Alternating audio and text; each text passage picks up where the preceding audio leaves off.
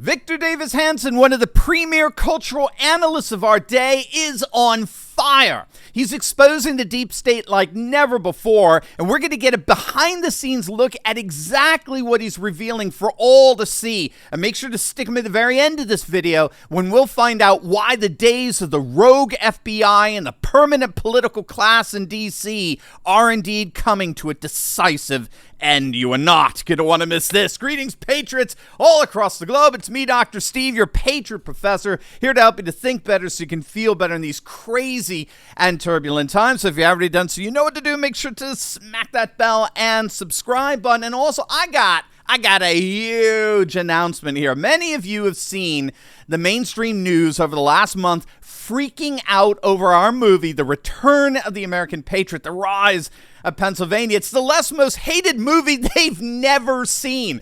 I've seen so many comments from people all over the world who want to stand up and be courageous patriots in support of this movie, and we're working on just that. So keep an eye out. I got a brand new trailer for the movie coming out in just a few days. You're not going to want to miss it. That's a little tease for you there. All right, let's dive right in here. Take it away, Victor. Victor, always great to have you at moments like this. Why? Why has what we've watched over the last 24 hours taken place? Why have they targeted Donald Trump? Well, they're afraid in the short term, but in long term, they believe they're morally superior to America, and therefore any means necessary or justifiable for their morally superior ends. Right now, we don't have the rule of law in Washington. Whether you're targeted or exempt depends on your ideology. So in the past, when there was a dispute over the archives, the presidential papers, Barack Obama just said, I'm not going to turn them over, the freedom of information. He spent $30 million resisting efforts to do that. George Bush had an executive order and said, you know what, I'm not going to do this. And that was adjudicated. And now we go after a president and go to his house with 30 agents. In the past, when a high official was called for a congressional subpoena, Eric Holder just said, I'm not going, and I'm not turning over any of this fast and furious. The idea that you would put him in shackles or you'd confront him with his family and grab his phone is just ridiculous. But this is what we're doing on ideological basis. And when you start to do that, you don't have a democracy anymore. All right, so let's break that down a bit, okay? You'll notice what he first said. It was subtle, but it was fascinating. When asked, why did this raid happen, Hanson said that in the short term, it's because they're afraid. Now, who is they? Who are the ones that are afraid? Well, the answer to that, of course, is what's commonly referred to as the deep state, which is a permanent bureaucratic apparatus that has inhabited D.C. at least since the days of FDR and is primarily comprised of the so-called three-letter agencies, right? The FBI, the CIA, the IRS, the national security institutions, the military-industrial complex, as well as corporatist bankers that ultimately own the Fed that finances all this stuff. The Fed is the central link between the deep state and corporate America. And the key here is that this permanent political class made up of totally unelected bureaucrats, they're the ones who are really running Washington and by extension the nation.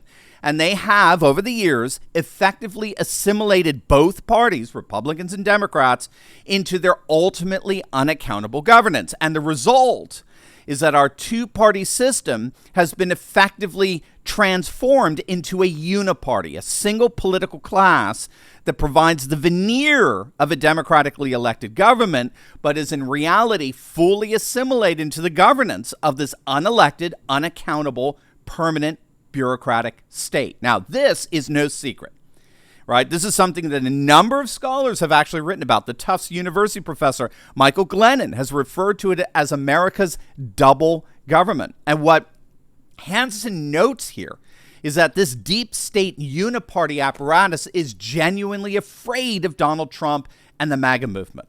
They are genuinely concerned, and they've been so since 2015, 2016, that Trump represents an existential threat to their governance. And so this is why it's becoming glaringly obvious that we no longer have the rule of law in our nation. As Hanson noted, whether you are targeted or exempt depends solely on your ideology, meaning it depends on your orientation or disposition towards the deep state. If you're a defender of the permanent political class, then you're safe. You're safe by definition because that's one of the benefits that you get by becoming a member and defender of the permanent political class. You, like Hillary Clinton, Barack Obama, and Hunter Biden, and every single person involved in the whole Russian collusion hoax like Comey and McCabe, you're exonerated. But if your intention is to bring down the deep state, like Trump, Michael Flynn, Steve Bannon, Peter Navarro, and the like, then you're persecuted. The second thing is this January 6th committee, Will, is sort of like a French Robespierre committee on public safety. To be on that committee, you have to have one criteria, and you had to vote to impeach Donald Trump. If you're a Republican, there was one other qualification. You had to be politically inert with no future. And it was deductive. It started with the premise that we're going to destroy Donald Trump, and then we're going to bring in witnesses, and we're going to allow narratives to that end. There's going to be no cross-examination. There's going to be no disinterested counsel. We know that when Dick Cheney himself made a commercial and he bragged about his daughter that she was the one power that could stop Donald Trump. But that's not what her job is on that committee. It's to be disinterested. It's to be inductive. It's to find out what happened on January 6th, not start with a boast that you're going to destroy Donald Trump and make the witnesses and the testimony fit that. Again, that was brilliant. That was utterly brilliant. It was a brilliant description of the kangaroo court, or what he called the Robespierre court of the J6 committee. And what's absolutely essential for us to understand here is that the J6 committee is actually working in tandem with the lamestream media in something scholars call virtual politics. This is why the J6 committee hired an ABC News executive to basically script out their primetime debut.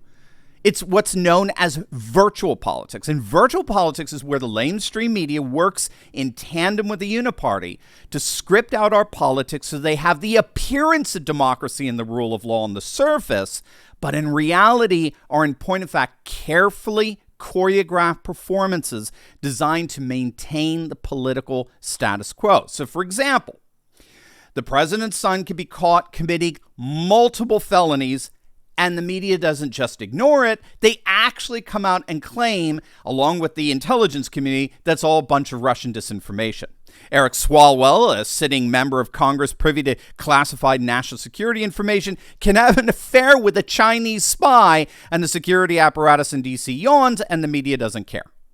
You can have rioting across our city that inflicts $2 billion worth of damage, and the media cheerleads for it. I mean, after all, whoever said protests were supposed to be peaceful? And you have millions of illegal immigrants crossing the border, tens of thousands every single day, and the media and the political class alike act like nothing is happening. And why should we be surprised? For years, the media and the deep state intelligence communities colluded to push a Russian hoax that cost taxpayers tens of millions of dollars. But when an obviously compromised FBI, the very FBI that was caught pushing the fake Steele dossier to obtain FISA warrants, when that same FBI takes the absolutely unprecedented step to raid a president's home, this is what virtual politics scripts for us. Garland has said in recent weeks more than once that no one is above the law, including anyone who happened to be president. An ex-president is not above the law. There's no person in this country who's above the law. In America, nobody is above the law. No one is above the law. No one is above the law. No one is above the law, not even a president or a former president of the United States. Yeah, thanks for that, Nancy. How are your insider stock trades doing, by the way? What we just saw there was a masterclass in the media's practice of virtual politics, scripting political narratives that give the illusion of democracy, but are in point of fact carefully choreographed performances designed to benefit and maintain the permanent political class. That is how the deep state works in our day-to-day lives, revealed through the 24/7 lying filth that pervades our cable news airwaves. And finally, I never thought I would say this. The FBI is beyond redemption. It's all of its bureaus and its institutions have to be farmed out and broken up. If you have a warrant, an FBI warrant, there's no guarantee that that has not been altered. If you subpoena and you want FBI records on phones with a Mueller, they will be wiped clean. If you want disinterested legal counsel, look at Lisa Page and Peter Strzok.